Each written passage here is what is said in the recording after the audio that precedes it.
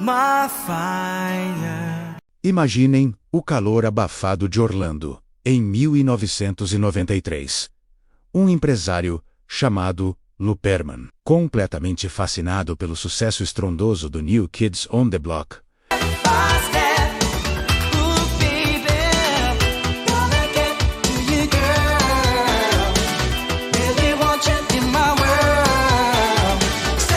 tinha uma visão: criar a próxima grande boy band. Essa ideia encontrou as vozes que a tornariam imortal. De audições improvisadas em galpões e encontros casuais, 5 jovens surgiram. Eles tinham origens completamente diferentes, mas uma coisa os unia instantaneamente: uma harmonia vocal perfeita. Tínhamos o tímido e angelical Brian Littrell,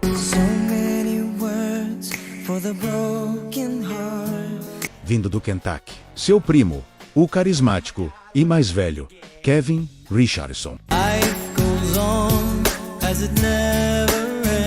energético e um pouco rebelde, a J. McLean. O romântico e estável Howie Doro. E por fim, o caçula do grupo, o baby, Nick Carter.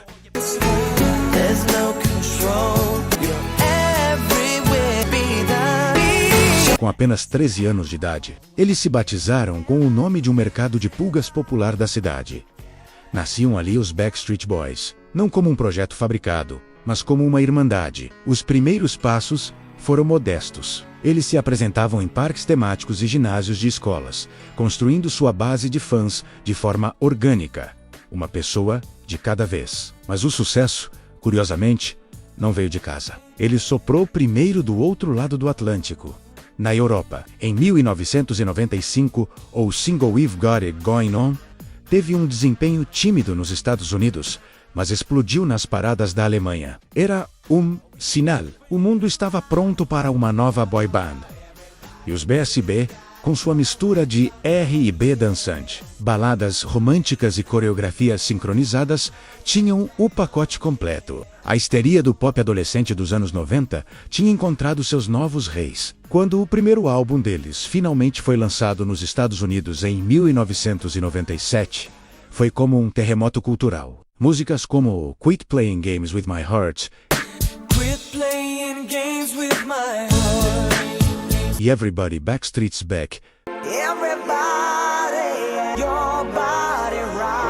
se tornaram hinos inescapáveis. Você simplesmente não conseguia ligar o rádio ou a MTV sem ouvi-los. A América, e logo depois o mundo, estava completamente rendida. Mas foi com o álbum Millennium, em 1999, que eles transcenderam o status de estrelas pop e se tornaram um fenômeno estratosférico. O primeiro single, I Want It That Way, se tornou mais do que um hit. Virou o hino definitivo de uma geração. Uma balada atemporal sobre amor e desencontros que todo mundo sabia cantar, mesmo sem entender exatamente o que a letra queria dizer. O álbum Millennium quebrou recordes de vendas na semana de estreia, uma façanha que não era vista desde os Beatles, e os transformou em superastros globais. Eram jovens, bonitos, e pareciam ser os donos do mundo. Mas ser dono do mundo tem um peso. E esse peso começou a rachar a fachada perfeita da banda. Logo surgiram os primeiros conflitos. Processos judiciais contra o empresário Lou Pearlman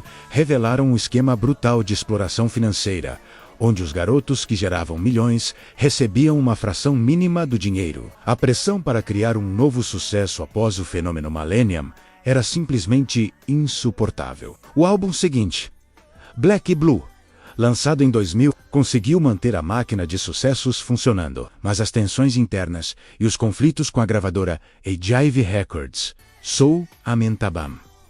A vida sob os holofotes também cobrava seu preço pessoal. A J. McLean começou a enfrentar publicamente seus demônios, buscando tratamento para alcoolismo e depressão.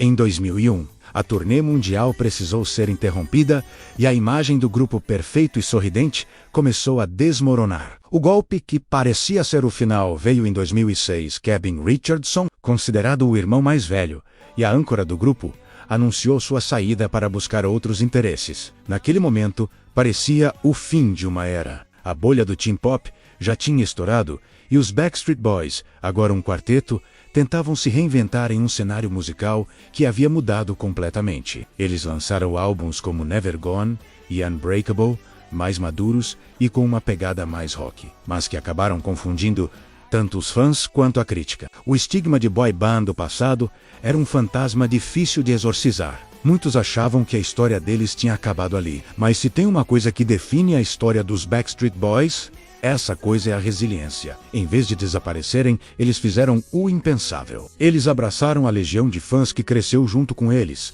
e se focaram em uma estratégia de sobrevivência baseada na conexão direta e na nostalgia. Fizeram turnês comemorativas, criaram cruzeiros temáticos anuais para seus fãs mais dedicados e lançaram uma residência de enorme sucesso em Las Vegas, chamada Larger Than Life. Tudo isso provou que o legado deles era um ativo extremamente poderoso. Eles não eram mais os meninos do momento, mas eram ícones de uma geração inteira. A chama original foi completamente reacendida em 2012, com um retorno triunfal de Kevin ao grupo. A formação clássica estava de volta, e a harmonia também, mas a verdadeira virada, a que calou os céticos, veio em 2019, quase 20 anos depois do último álbum deles a chegar ao número 1.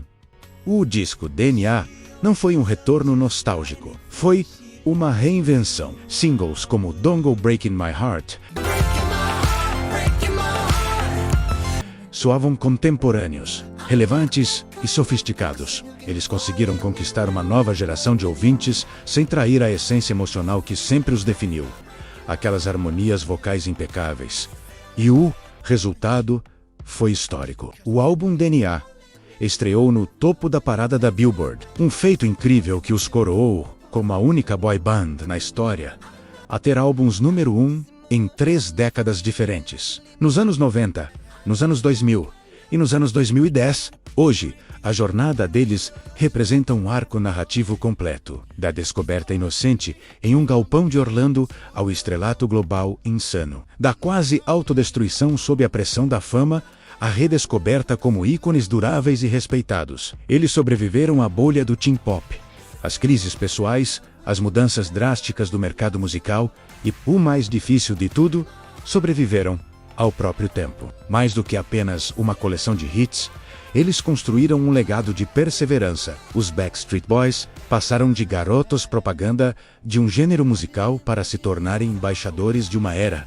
E, finalmente, sobreviventes de longo prazo. A saga deles prova que, enquanto houver harmonia, tanto nas vozes quanto no propósito, é possível, contra todas as expectativas, querer as coisas do seu jeito e, no final, conseguir. Backstreet's Back.